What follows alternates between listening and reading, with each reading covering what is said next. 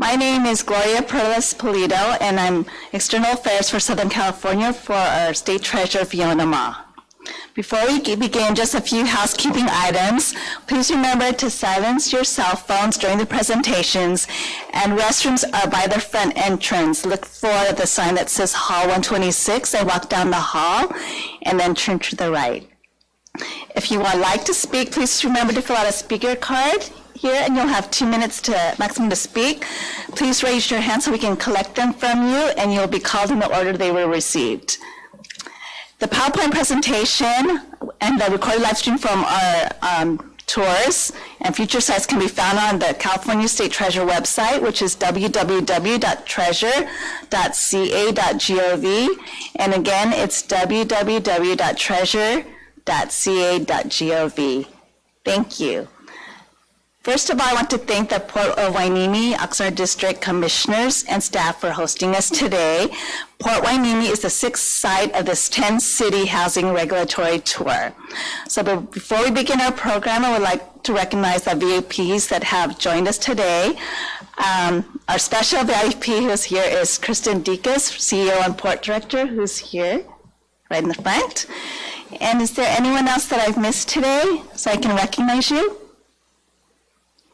Okay, great. My husband will be coming momentarily. Yeah, but we'll be sure to recognize when he's here. So now, without further ado, I would like to introduce Kristen Dekas, CEO and Port Director. Thank you. Okay, good afternoon, everyone. Thank you for coming out to the port for this great event to really be able to voice your concerns around pressing issues in housing and for being a champion of really important issues for our state. So thank you for coming. And I have the distinct honor of introducing our state treasurer. So allow me the pleasure here. Fiona Ma is California's 34th state treasurer. She's the first woman of color and the first woman certified public accountant elected to this position. California is the world's 5th largest economy, and Treasurer Ma is the state's primary banker. As the state treasurer, her office provides financing for schools, roads, housing, recycling and waste management, hospitals, public facilities, and other crucial infrastructure projects that better the lives of California residents. Prior to her election as treasurer, Fiona Ma served as a member of the State Assembly from 2006 to 2012. She built a reputation as a solution-oriented public servant and was adept at building unlikely coalitions to overcome California's most complex problems. Prior to serving as Speaker Pro Tem and Assembly Majority Whip, she built coalitions during a state budget crisis to pass groundbreaking legislation that protected public education and the environment while also expanding access to health care. From 2002 to 2006, she served on the San Francisco Board of Supervisors and led an effort to create the city's Disadvantaged Business Enterprise Program to empower small businesses to more easily participate in public works projects.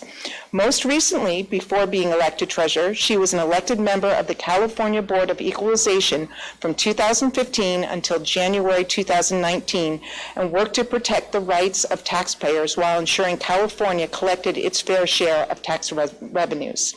She is a member of the California Society of Certified Public Accountants, serves on the board of California Women Lead, is an honorary chair and spokesperson for the San Francisco Hepatitis B Free campaign, and is a member of the Screen Actors Guild. She is married to Jason Hodge, a full-time firefighter and an Oxnard Harbor District Commissioner. Thank you for being with us today. You're a true champion for our state. Thank you, Kristen, for your leadership. And when we decided to expand, this is our second round of housing listening tours. We wanted to go to other places we didn't go back in January, and so Oxnard was the place, and my team called and said, where can we have this meeting? I said, I know a great place to have this meeting. Lots of room, great parking, wonderful, friendly people. So thank you, Kristen, for your leadership. And of course, my husband is on the Port Commission here, and he has a Port Commission at 5 o'clock. Hence, we pushed this meeting up our other meetings are usually 3 to 5 in the afternoon, and today is 2 to 4, so they could have their port commission, and I can see him and have dinner with him for once.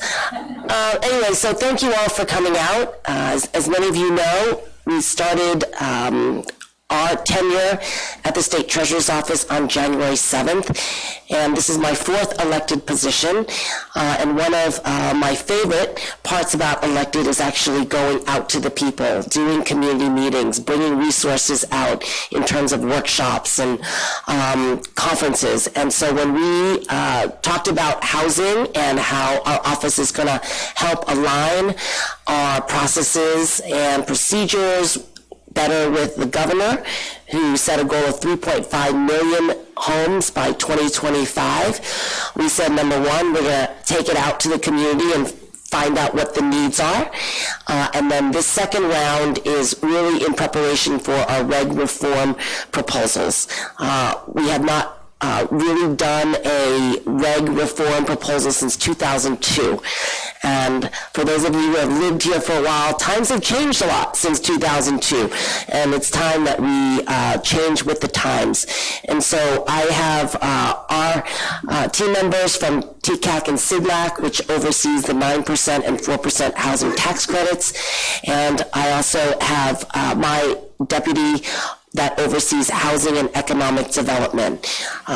We feel that the two go hand in hand, and we have assigned 6 boards and commissions under his leadership so that we could better coordinate and leverage the dollars and the resources that are out there.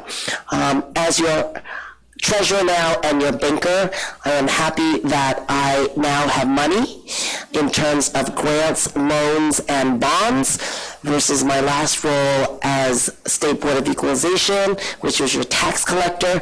People were not eager to see me or call me unless they got in trouble. So this is a much happier job, and I also want to recognize Gloria Lee, who has been with me since 2014, and now is head of our outreach for state affairs, as well as Gloria Polito, who works out of our Los Angeles area and helps also on our outreach team. So without further ado, I do want to introduce Jovan. He's done a great job over the last 6 months as acting director for the 2 agencies, but really digging down deep and drilling in to see what we are doing here at the agency and how we can make improvements to build more housing more effectively, more efficiently, and to align ourselves again with the governor's goals. So, Jovan. Thank you, Madam Treasurer. And touch the thing. I think it's on. Can you hear me? All right. Yeah, thank you, Madam Treasurer. Just really appreciate being hosted for this conversation today.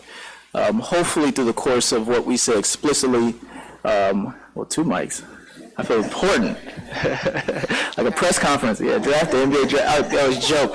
So there's a recurring sort of joke. I have a background, I play sports. I play collegiate semi-professionally. So every time we're in these settings, there's always this joke about NBA draft or basketball. So that's kind of what you're hearing. The chuckling and the heckling happening to my right. But with that, we like to have fun. And so I think, a lot of what you're going to hear today, it's a very serious topic. It's a very weighty topic. But hopefully through the course of what we say explicitly and implicitly through our vibe, you'll feel the difference. I think in terms of this administration, looking at really partnership opportunities, how do we sort of not have this be a one-way conversation where, you all are doing all the talking in terms of concerns and problems, and then we're sitting here trying to figure it out, or we're kind of putting all this weight on you in terms of what the problem is, and then you all sort of feel like you're working in a silo to try to figure it out.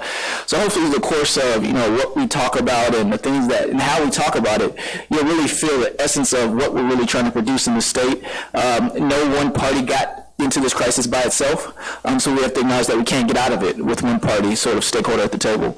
And so one of the things I often refer to, and I referred to it at our last convening in Bakersfield, is the last time we had a major crisis in the state around 9-10 years ago with the state budget, you look at what Jerry Brown did, And at the time, a lot of people considered him to be the Grinch, Scrooge, all these names he was being called because of his frugality in terms of how he approached the state budget. But, 9-10 years later, we're now looking at a swing of about $30 billion into the green, into the black, in terms of what our state budget looks like. But what that took was focus.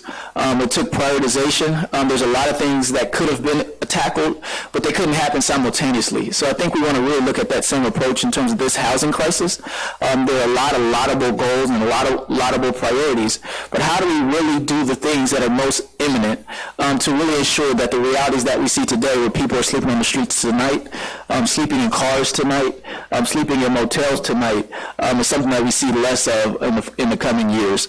And so with that, why don't we go to our slide with our goals, where I think this really speaks to who we have as a state treasurer. So as she mentioned, the governor has set a housing goal of 3.5 million housing units by 2025, which is Gavin's sort of star in his belt. But one of the things we know in terms of policy decisions and budgetary decisions, they are a statement of our values. And I think when you look at the goals you have before you, nothing better than this can tell you who Fiona Ma is.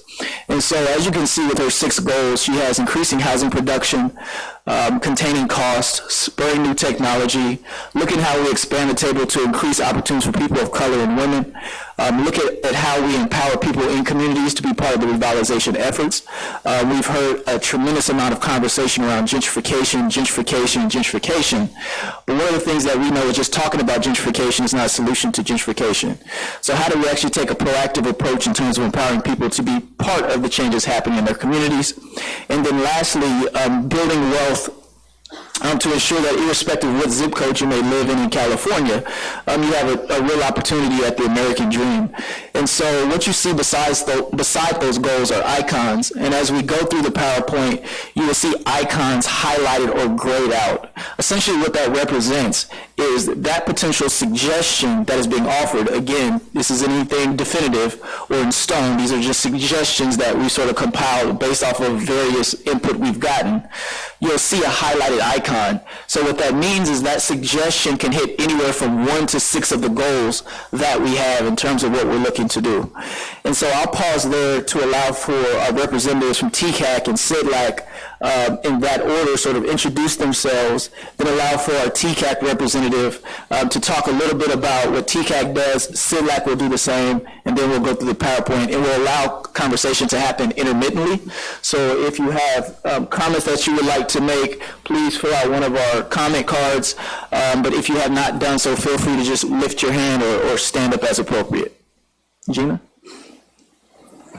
Thank you, Javon. Can everyone hear me? Good afternoon. Thank you very much for welcoming us. My name is Gina Ferguson. I'm the development manager for the applications to the Tax Credit Allocation Committee, and I'll let Evan introduce himself. I'm Evan Canis. I'm with the California Debt Limit Allocation Committee. We set the ceiling for private activity bonds that are tax exempt, which go towards affordable housing, and we partner with TCAC doing that program. So the Tax Credit Allocation Committee, if you're not aware, TCAC is our acronym. The committee administers tax credits for multifamily rental affordable housing. We allocate both federal tax credits and state tax credits. They're allocated to housing developers that then apply to our organization. Our funding provides between 30 and 60 to 70% of the cost to build the project, depending on what type of an application is submitted. So some of the suggested changes that are made are for the program as a whole, and some of it are for what we call our competitive application, or our 9% credits. And those are the applications for housing developments that are able to obtain the most tax credits and really benefit from investor equity in terms of getting the housing built.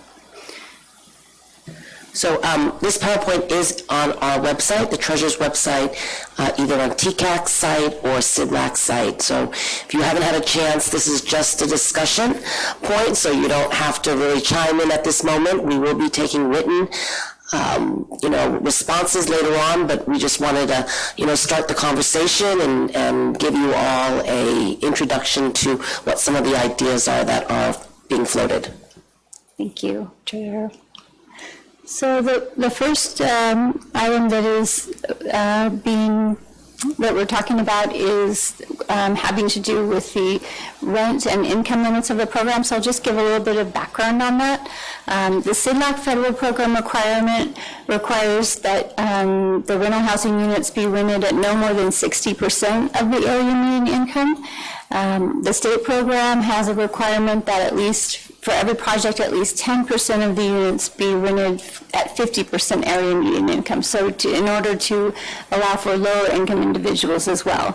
The proposed change here is to eliminate that additional 10% and just go with the federal requirement, which is 60%. All units, no units need to be less than 60% of the area median income in terms of rent.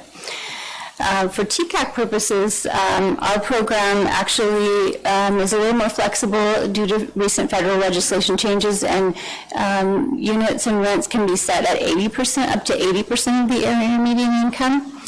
And for those types of projects, while they can go up to 80% of the area median income in terms of how much rent is charged, the project as a whole needs to have different types of different gradations, and so the average of the project needs to be 60% of area median income in terms of rent charged. So what, based on historically what we've seen, when the federal legislation came through that raised our ceiling from 60 to 80%, we decided to say that those types of projects also had a lower standard where the average overall of the project would be 59% of area median income. So again, it's a similar proposed change for both programs, is to lift the state imposed cap and go with the federal cap, which is 60% of area median income in terms of how much rent is charged to the tenants. Okay. Oops, did I skip one? Sorry.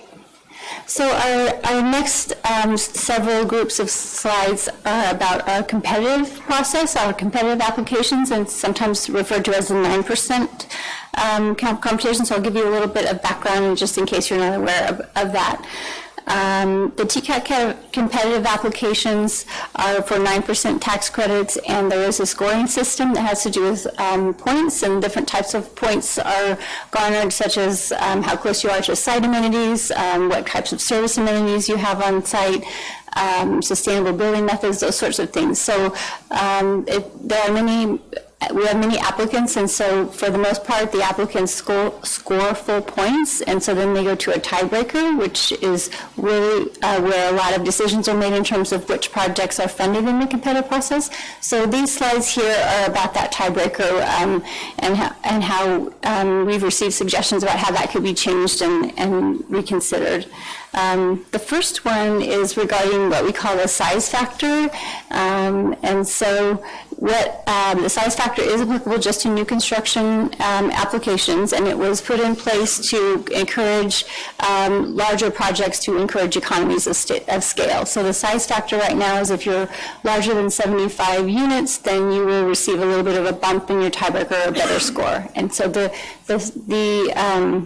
suggested change is that we increase that advantage to the size factor and make it a stronger advantage. Okay.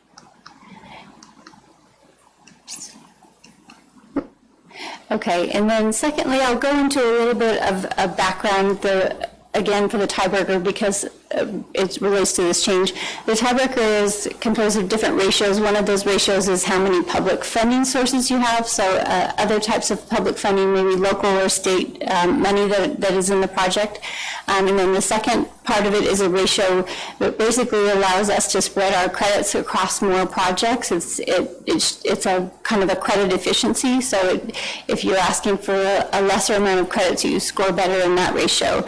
And the issue that we've seen is that the two ratios are not really evenly balanced, and so the proposed change is to correct that, and so that it would change the way the second ratio is scored and make it stronger. So that's what the second improved change is, suggested changes. Okay.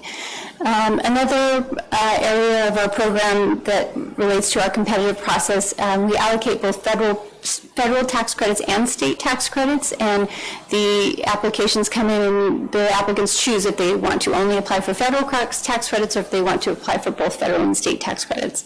So for those projects that apply for state tax credits, there's a mechanism in place because state tax credits are a limited resource. We also want to spread those around and not weight them too much on a single project. And so the mechanism in place that we have to do that also, we've heard, creates kind of a disadvantage between projects that are applying with state credits and projects that are applying without state credits. They're all applying together under the same rules, but the way it's set up, because we like to allocate the state credits across more projects, the system disadvantages those projects in a way. So this proposed change is to basically assist in kind of scaling some of that problem back. Sorry, we're starting out very technical here with some of these issues. Let's see. And basically the 9% tax credits are very competitive, and what we're trying to create in our department is kind of a one-stop shop. Like, how do we help people if they don't qualify for the 9% tax credit? You know, can we interest you in the 4% tax credit? Can we help you leverage CalHFA money or HCD money along with the federal, instead of having people just pick and choose one or the other? We're really trying to encourage people to bundle and package their products, their projects, to make them pencil better. Thank you. Okay. So another suggested change that we have is to really look at the way the tiebreaker was created. The current tiebreaker came into effect several years ago, and it was a time when redevelopment agencies were in place and there were public funds available through redevelopment agencies, and a lot of those funds were put into projects with tax credits, and and it also enabled our agency to spread our tax credits around and do more projects that way. And so as we know, the landscape has changed, and for the past several years, there has not been as much public funding available as there was in the past. And so what we're looking to do, what the treasurer and the deputy are looking to do right now, is really take a close look at how the tiebreaker functions and is it the right tiebreaker for the circumstances that we have today. But what they're also highlighting is that if any substantial changes are made, they will not be made quickly or in the next few months, because we understand that as developers pencil out projects and as they plan them, it takes several years to do this, and making a drastic change right now would be rather disruptive to the pipeline of projects. And so we just wanted to highlight the fact that substantial changes are being considered, but it's not expected that there's going to be anything very disruptive immediately in the next few months in terms of changes. And then I would just add to that, since it was referenced, I had spoke earlier about some of the things that Governor Brown had done to sort of get us back into the black as it relates to our state resources. And in 2011, one of the things that he did was dissolve redevelopment agencies as a way to sort of sweep all this money into the state coffers. In doing so, a huge void has been left that I think a lot of people aren't speaking to. And that void is really sort of the loss of financial and intellectual capital that was available, especially in some of the most distressed markets, to actually do development. And so here we are in 2019. I think really still trying to play catch up. But the idea of this piece as it relates to the local share as part of the tiebreaker, while very laudable, I think, in terms of what the intent was, because the policy belief was essentially if there's local skin in the game, then clearly there's local support. And that also will coincide with the political side of it. So if you have local support in terms of the dollars, then theoretically your mitigation of NIMBYism is also coincides with that. So I think it was on its face a well thought through strategy, but as we know, all well thought through strategies sometimes have unintended consequences. And so, you know, all these years later, we're looking at the results, and some of what we're seeing is the suppression of housing units. Because, you know, I like to use the example of a $30 million project getting $3 million in local share. that's 10% of the project. Whereas if you have, a project double the cost of $60 million with the same local share, that's half the percentage.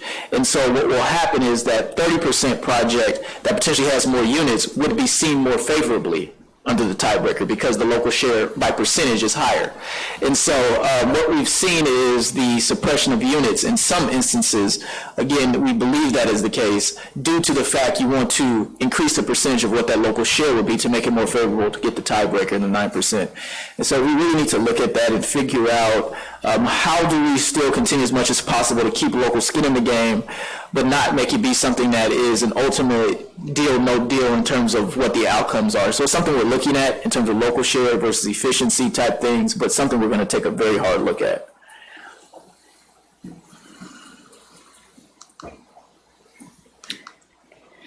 The next group of slides is about the Treasurer Initiative for Empowerment. So right now the tiebreaker and the scoring system are somewhat designed toward unit production. We have recently implemented some regulation changes that allow for an advantage for building in high opportunity areas where there are opportunities for jobs and good schools and those sorts of things, places that people want to be located and families want to be located. So we wanted to highlight that there's also no incentive to empower individuals in distressed communities, and we have been working toward that, but we're also looking at other ways that we can expand that in terms of empowerment and where the projects are located. That is what this proposed change is about. So to get into the technical aspects of it, one suggested change is to discount the tiebreaker for what are called non-at-risk resyndications. So resyndications are projects or housing developments that several years ago received tax credits but are now in need of rehabilitation and renovation, and their original compliance period has come to an end and they're eligible to ask for additional tax credits to do a rehabilitation. So one suggested change is to discount the tiebreaker by that because our competitive application process is only one of our programs that we have. As the Treasurer mentioned, we have a 4% program with CDLAC, and that is a non-competitive process for our purposes, and we do a lot of rehabilitation work within that group of applications, and we certainly want to encourage that to continue. But one suggested change was to kind of dampen that effect for the competitive process. Also amplify the tiebreaker competitive advantage for those projects that are in high opportunity areas. And so this is something that's fairly new in our tiebreaker, and the suggested changes, yes, that's a good thing, let's do some more of that. And then finally, this last bill, it adds some additional items that don't exist in the tiebreaker right now, which is advantages for habitual home ownership components, empowering individuals in distressed communities, and reserving more units for homeless households referred by coordinated entry system. So our program does have an allocation for homeless, but this would incentivize more projects to have more homeless units within all projects. So we have heard, we shouldn't just make tweaks around the edges, but we should really think about where we want to be as Californians in the future. So to the developers here in the room, we are not going to change the process right away. If you have applications in the hopper, we are going to continue to process the applications as is, and we're going to phase in any new regulations, so don't panic. Secondly, anything that we can do right now, we are trying to do. Like one suggestion I heard was that the 4% tax credits were kind of like, the hearing was every quarter. Why couldn't we roll the allocation or the applications every month? So I believe we did change that. There are appeals right now, and we're trying to hear the appeals as quickly as we can so that we can either move the projects forward, or if it's not going to move, then the project sponsors should know that sooner than later. And another issue that just came up is the 8609s. I guess there's a backlog of those, and we are, I see nods, heads nod, and so we are trying to figure out a process to expedite the 8609s. But again, this is your opportunity to let us know perhaps what we don't know or what we should know, what's happening here in the area, what maybe are your concerns. I don't want to go through the whole PowerPoint, but I will. If nobody has anything they want to say, then we will go through the entire PowerPoint. But this is really, our, your meeting, and we're here to listen to you. So I would suggest we take a couple of the speaker cards, and then if anybody wants to be heard, we'd love to hear you. Yes, we have a few cards that have come in thus far. Dan Anderson.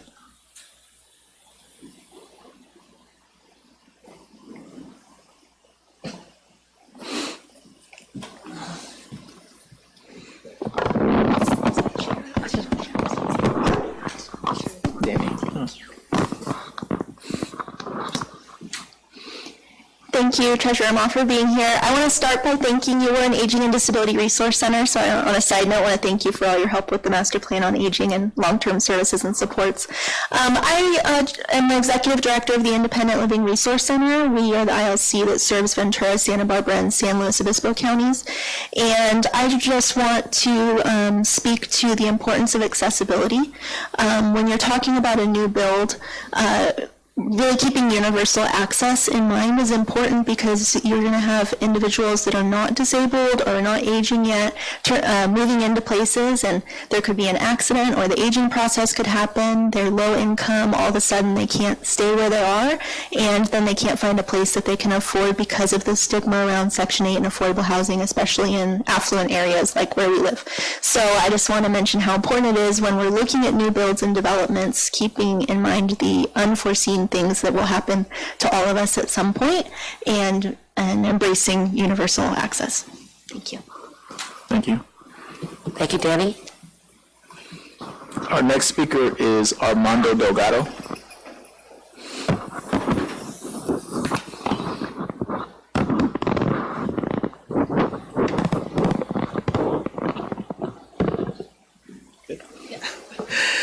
Thank you for being here, Treasurer and staff.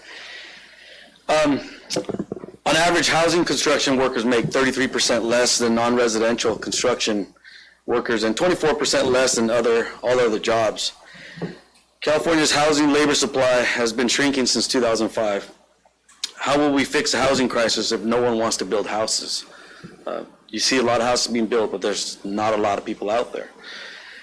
And we believe that fixing California's housing crisis, we would need to attract about 200,000 new construction workers to the industry. Housing developers should and need to invest in a quality construction workforce with competitive wages and apprenticeship programs.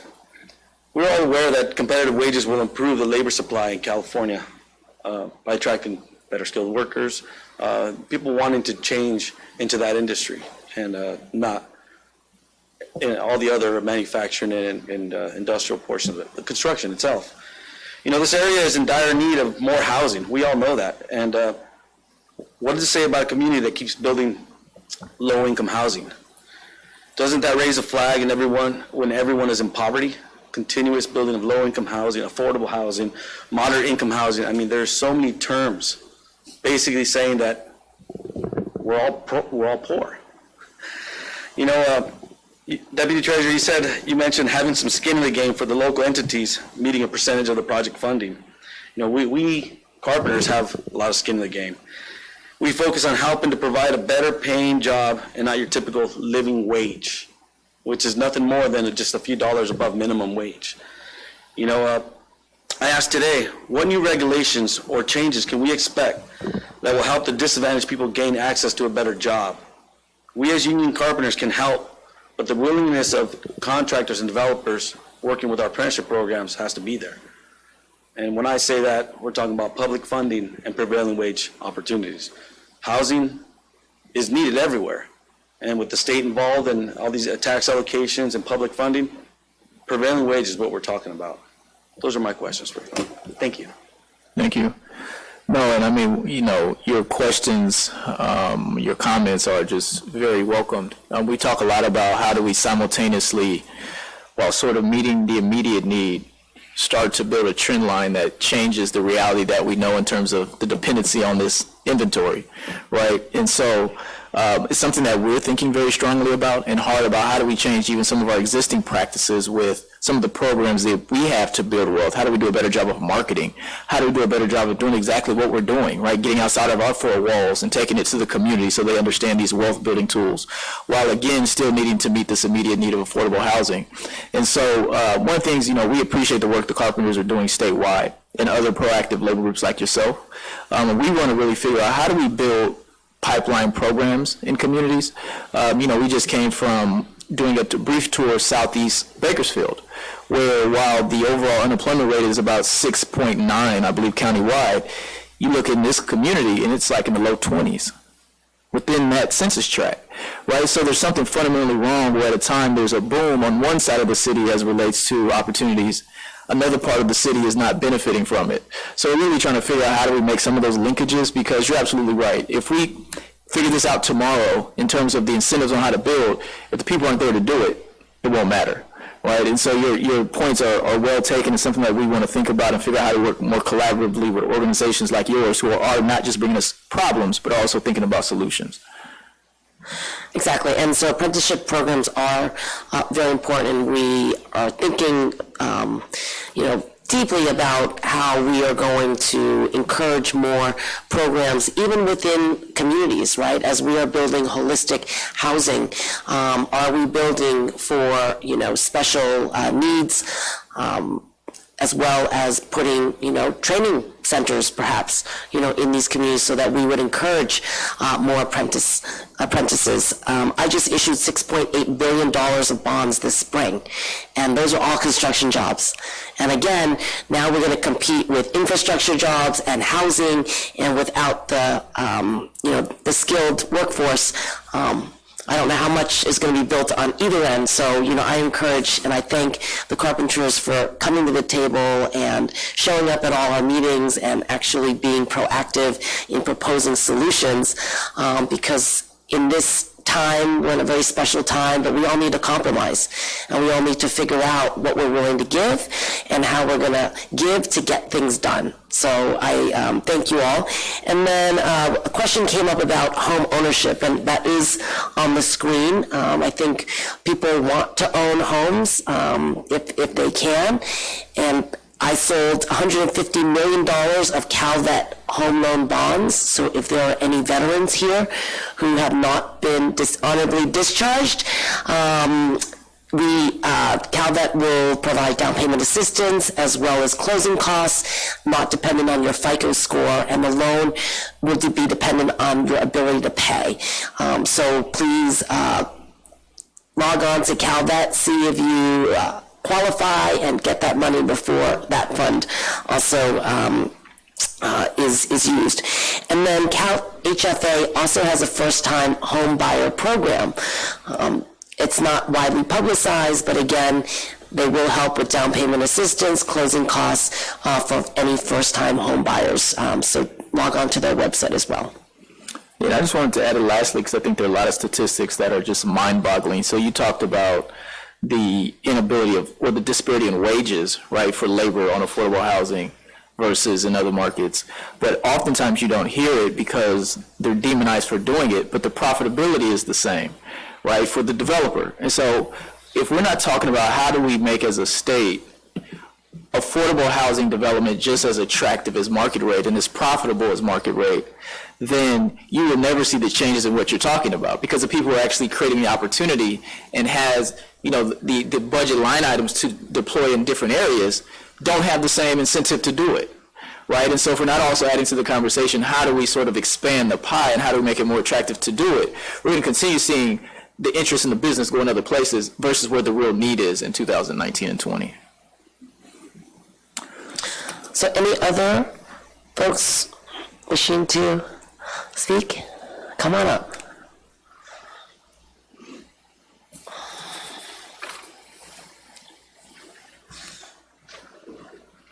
Thank you for having me. My name is Carlos Jimenez, and I'm with People's Self-Help Housing. We're a developer on the Central Coast here. Thanks for hosting this for us. Thank you.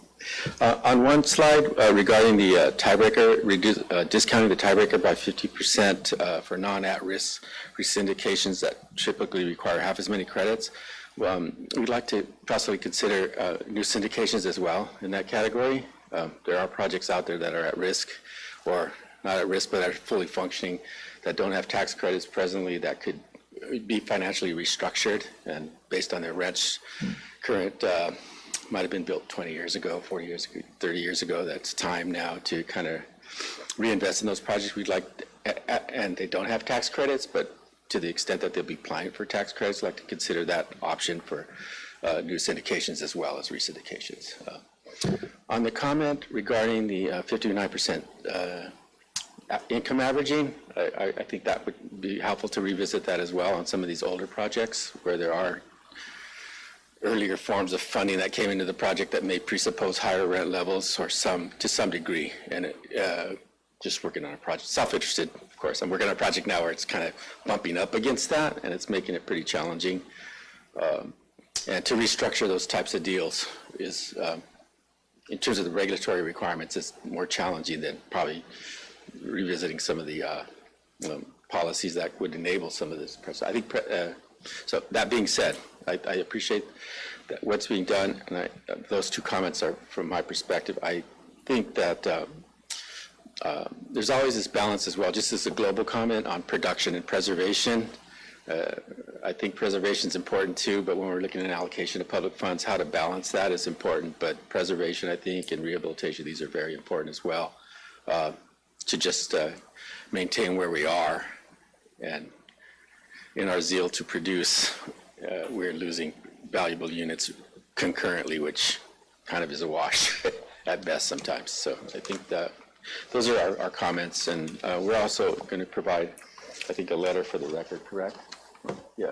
So we're going to provide a letter for the record as well, and we'll have a carbon copy for all the from our agency.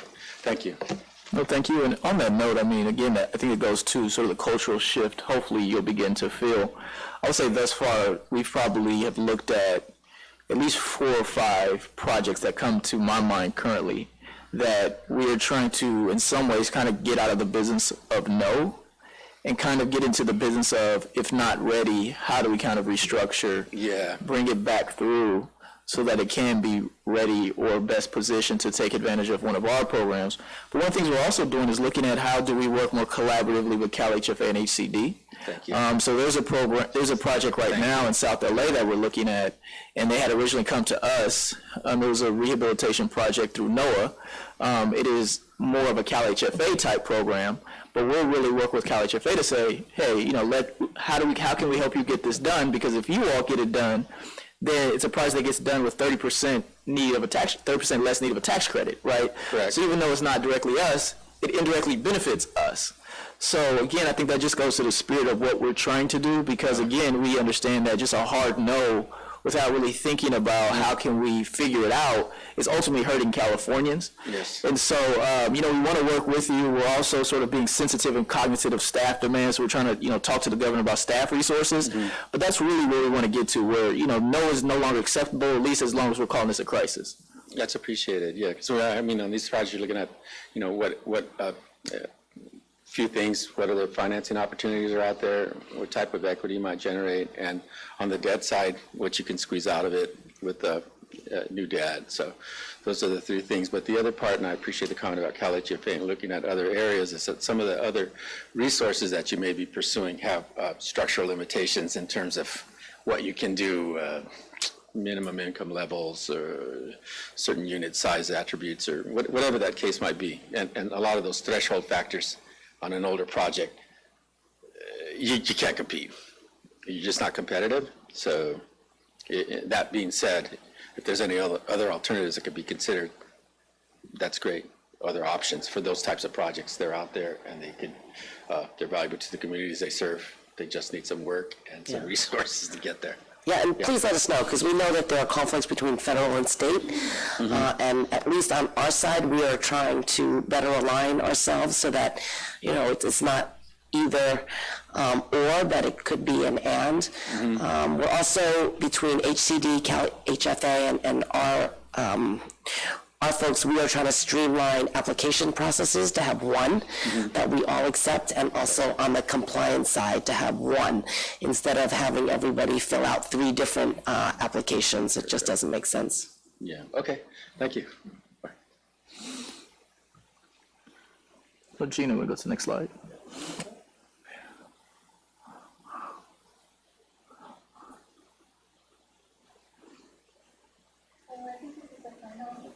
Sorry, sorry about that. This is the final tiebreaker slide, I believe, and then we can move on if people are interested to other items.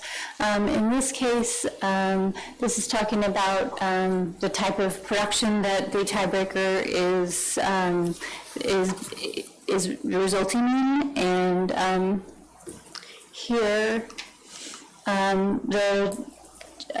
these are the suggested changes. This is talking about a more substantial restructuring of the tiebreaker in terms of how different components of the project application would feed into the scoring of the tiebreaker, rather than just the basic 4 or 5 components that we have right now. So we're talking about things like square footage and location and things like that. So again, this is kind of looking forward a little bit into what could possibly, the tiebreaker could possibly, components that could include in the future. Okay. So here we're moving into a little bit more of a different area, not talking about the tiebreaker, but talking about 4% credits and user credits that also have CDLAC bond allocation. And so we have right now a small component of our process, for application process, that couples 4% tax credits with California state tax credits. We're hoping that that is expanded in the future. And so it's been highlighted to us some of the issues that are related to this little component that of our system that we're hoping is going to be expanded. And so some of the suggested changes are for these types of projects, right now they compete in a very similar aspect to the 9% credit, and yet you receive a lot less tax credits overall for the project. So the suggestion is for these types of projects, tamper down the scoring system a little bit and have it not be quite so stringent as with the 9%, because there's the benefit that these projects are getting out of our program is not as much as the 9%. So on the screen you've got some suggested items that would be pulled out of the scoring system for these projects, including energy efficiency, social services, deeper income targeting, that sorts of things. So that's a suggested change that's been put before the treasurer and the tax credit committee. And Gina, before you go on, one of the things I often think about is just the idea of being creative. I mean, and just within our own shop. So what you see before you today are just 2 of 6 boards, commissions, and authorities that essentially have incentives that can stimulate economic development. And so, I always imagine what the world would have looked like 5 years ago had Fiona Ma had been treasurer, and Tesla would have come through our door. So we did a tour of Tesla plant in Fremont about 2 months ago, and when we went, we were hearing about, all the great work they're doing employing people around the state, but we're also hearing about some of the problems that this opportunity has caused as relates to housing, transportation, childcare, just all those things. And so one of the things we're thinking about in hindsight is how do we do a better job of walking that employer through our other doors, right? Because that would have been a great opportunity when you look at the footprint of where Tesla is, and there's essentially nothing, we're almost within a 2-3 mile radius of the plant where housing could have went.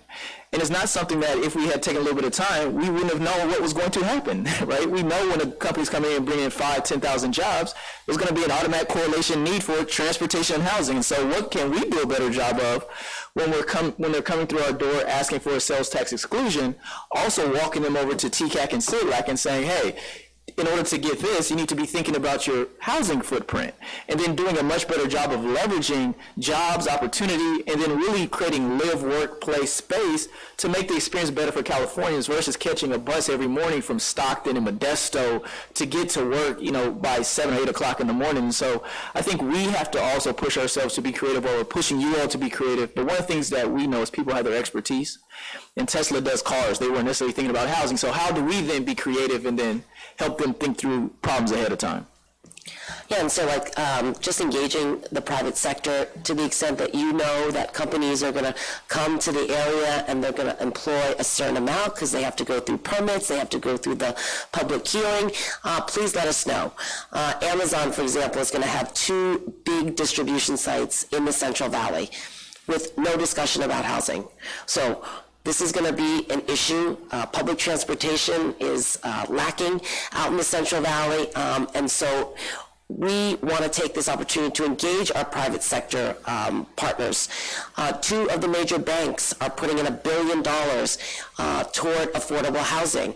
I've called them and said, please don't just give out grants willy-nilly. Work with all of us so that we can all leverage the dollars together, right? I mean, working in silos is just not going to work anymore. And we have seen that, with the demise, a lot of the redevelopment agencies and just being those community hubs and providing that tax increment financing and those experts, we have lost a lot of that, and we need to figure out how to, bring communities together, sit at one table, and really be able to, just leverage everything that we have, given that redevelopment agencies are no longer there.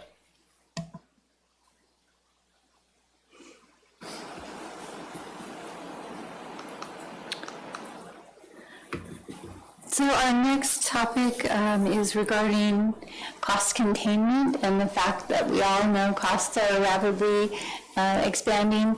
One of the areas that's been suggested is the scoring system that leads developers to purchase certain type land located in certain areas could be relaxed to assist with the cost efficiency issues. So that's our site amenity category. While it is very beneficial in terms of really making sure that projects are built within a short distance from various amenities that are useful to people, grocery stores, schools, that sort of a thing. The suggestion is to look at it a little bit more deeply and see if there's anything that can be done to alleviate the pressures of purchasing just those types of sites. So that's the first bullet on this side. Next is water efficiency. As we know, we've just come out of a very extensive drought, and water efficiency is important for us to continue to keep considering in terms of the way we live and the way we build. And so the second bullet on the slide is just highlighting that the scoring system could actually add some water efficiency scoring criteria that would be of benefit. Right now, there is that is included in the scoring system, but it doesn't necessarily have a big impact in terms of the type of points that it provides. Finally, the last bullet is talking about ADA accessibility units, in particular in senior projects. Right now, the competitive program in the Tax Credit Allocation Committee requires 50% of the units be ADA accessible, and it's been noted that this does add costs, and so we've been asked to look at that requirement again as well. And before Gina moves on, one of the things we also want to really do take a really hard look at are what do we call some of the silent drivers of cost that oftentimes create these unnecessary enemies in projects, or these tensions amongst stakeholders. And so right now in our system, essentially everything that you've talked about really stands in contention oftentimes.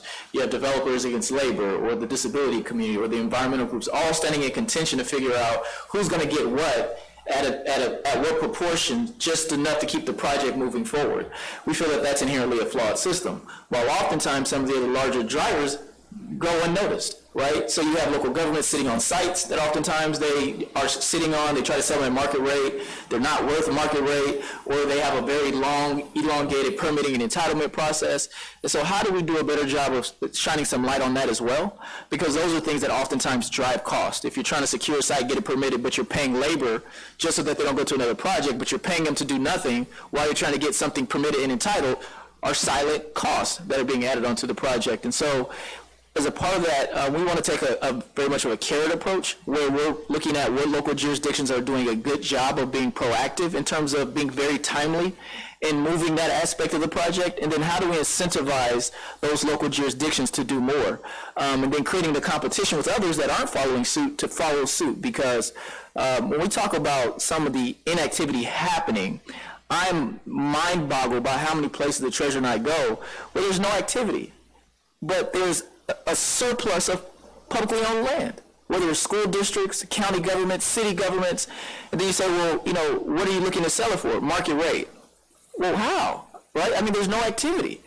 Then, you know, if someone does buy that market, then you elongate the permitting and entitlement process. So you've added a tremendous amount of cost on the front end. That makes it, then when it comes time to sit down and bargain for ways and benefits, it makes it almost an untenable conversation. So those are just things that, again, in a moment of crisis, we cannot allow local electeds to get off the hook with this and then allow the attention to be put on us for what we're not doing in terms of making this stuff happen when they're on the front end of these conversations, and we need to hold their feet to the fire on that.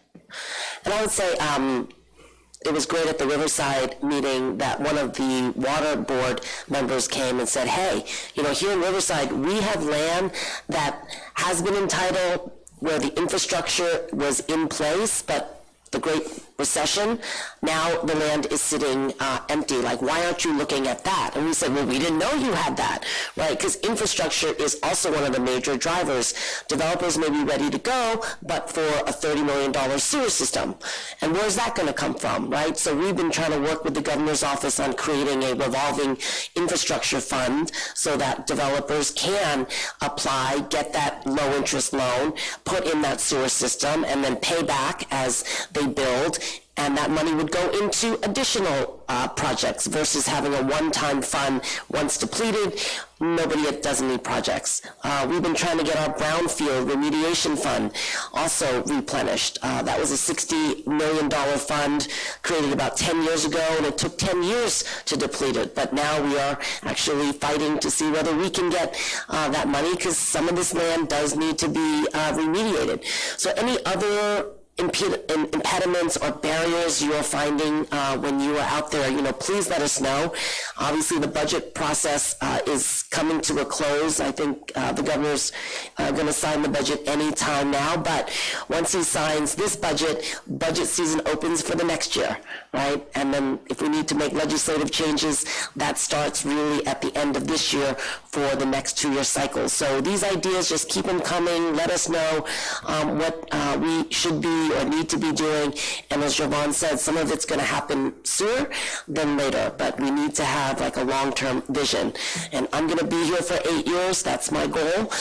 The governor is going to be there for 8 years. That's the maximum time we can be here. So we want to see things happen quickly, but we also are here for a long amount of time where we have the patience to see these things done.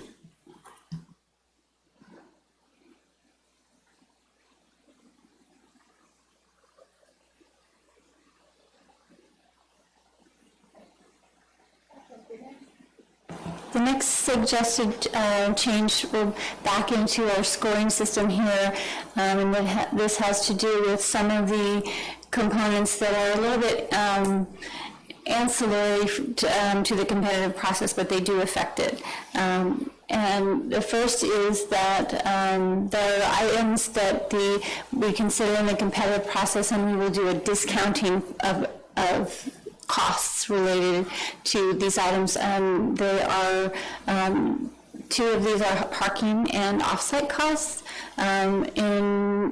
Recently, what's happened is there were some proposed changes that really wanted to be aligned with parking and the fact that some of our projects are focused around transit-oriented development, and we want to build more housing and not necessarily a lot of parking. So there were some incentives put in to have projects with a little bit less parking and more units built. In addition, off-site costs, most or all new construction projects have off-site costs.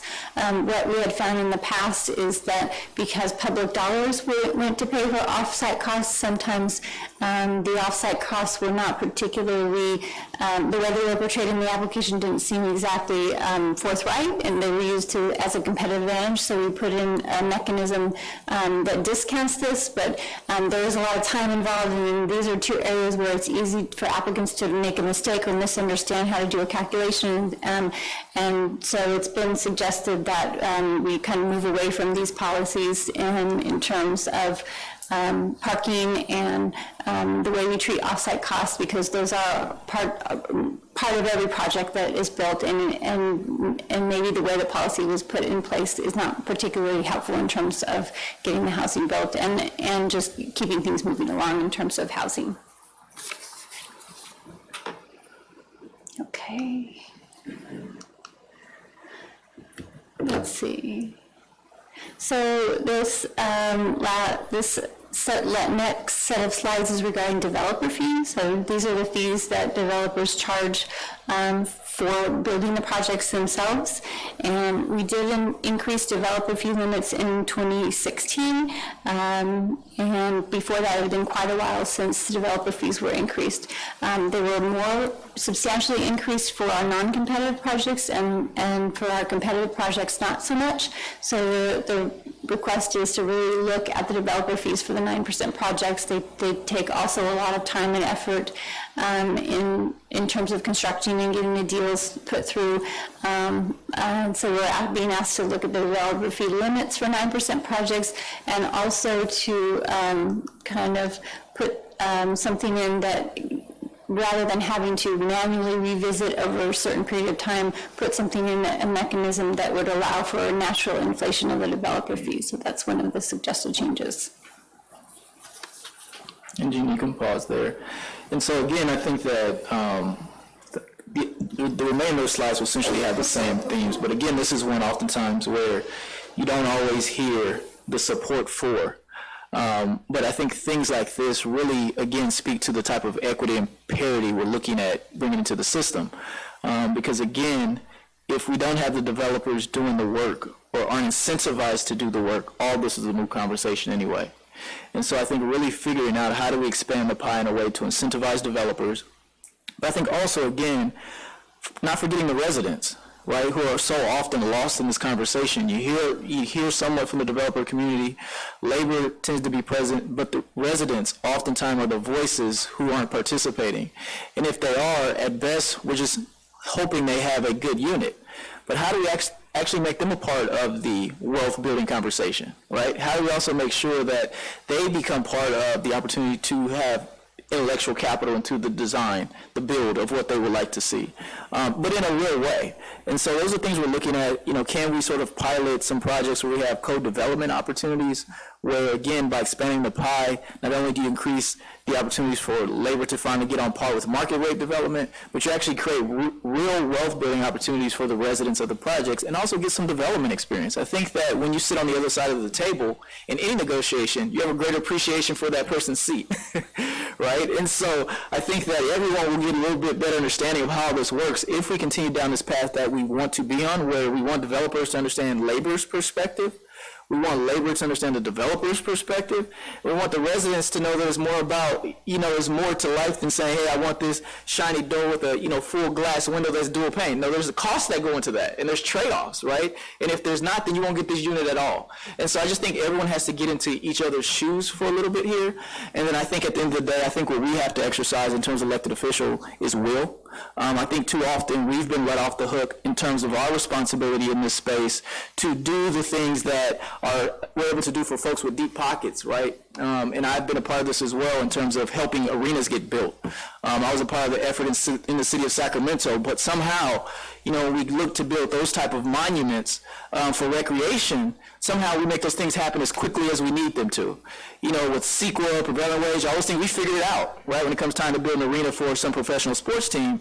But for some reason, when it comes to building affordable housing for people who tend to be on the lower end of the socioeconomic stratus, it becomes a problem, right? We can't quite figure out how to get it done. So there's something fundamentally wrong with that we have to reconcile, and it starts with will and looking in the mirror. And so with that, I'm going to go to the next step that we have in the process of this regulatory conversation. As the treasurer stated, what we've done, essentially what you're a part of, is what we like to think of as kind of front-loading the process. So historically, what you all may have seen is a 5 to 6 month process where you're spending a lot of time probably engaging with the team in Sacramento, maybe a couple times in select locations throughout the state. But we've very much thoroughly front-loaded this, where not only did we get out and do 5 cities in January, we've now built in this 10-city process. Both of these steps did not exist prior to this administration. And so now we'll begin the traditional process where you'll have opportunities to engage with us in writing, you'll have opportunities to engage with us in our committee process, but additionally what the treasurer wanted to do to add even more opportunity to have weigh-in is looking at building sort of a working group where we have representatives from labor, developer community, different stakeholders in the residency space, then also service providers to say, hey, this is what we're thinking. Help us think creatively about some of the best practices you've seen throughout the state or maybe in other states to help us get to what we need to be. And again, maybe this is just what the environments look like for the next 4 or 5 years. Maybe this is just what we need to get out of the crisis. And then we can kind of shift our focus once we get back to what we consider to be on par.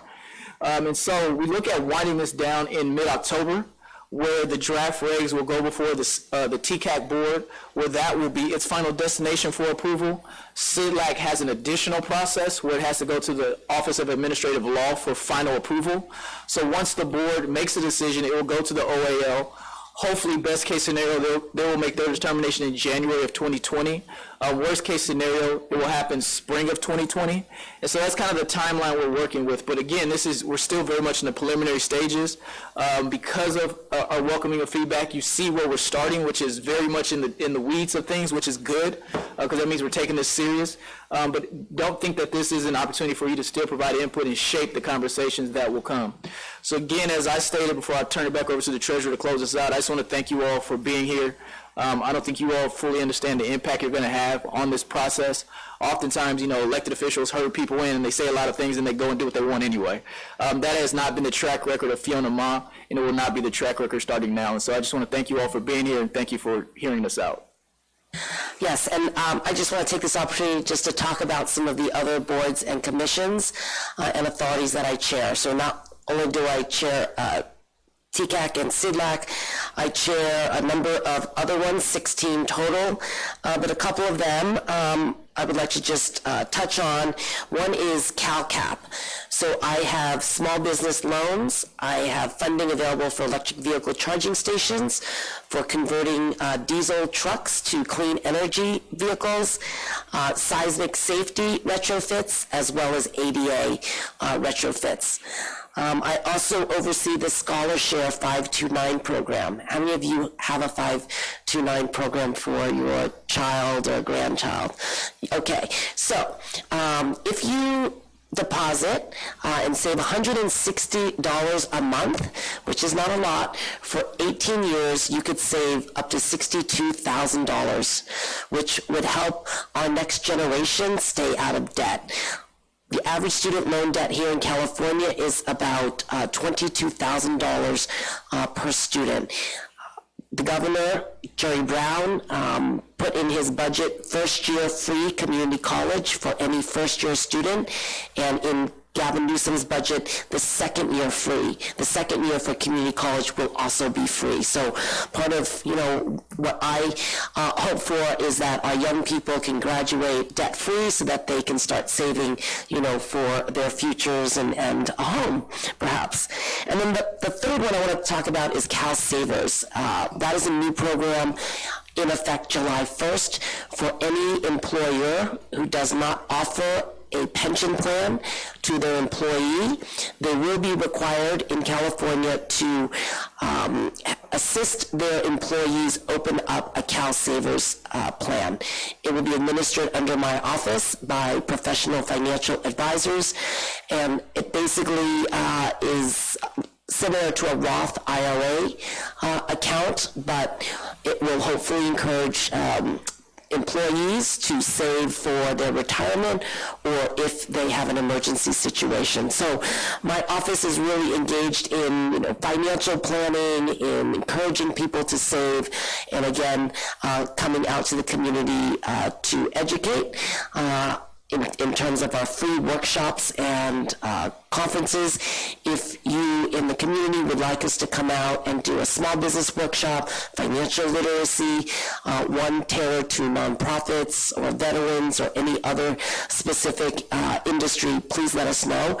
And I'm very, very excited to be your 34th state treasurer. I love my job every day. I get to use both sides of my brain. Not only does over $2 trillion come through my office, I manage about $109 billion in short-term investments, as well as $90 billion in bonds. So that's the geeky side and the accounting side. And then on the other side, I do chair 16 boards and commissions and sit on a number of other ones, including CalPERS, CalSTRS, the California Earthquake Authority, and others. So again, thank you all for coming out. We are open for business. We want to hear from you. If any of us can be of service, please let us know. Again, so thank you very much for all you do and for your time today. Oh, and I want to recognize my husband who came in, Jason Hodge, Ventura County firefighter and a member of the Port Commission here. Thank you. Okay. Thank you very much.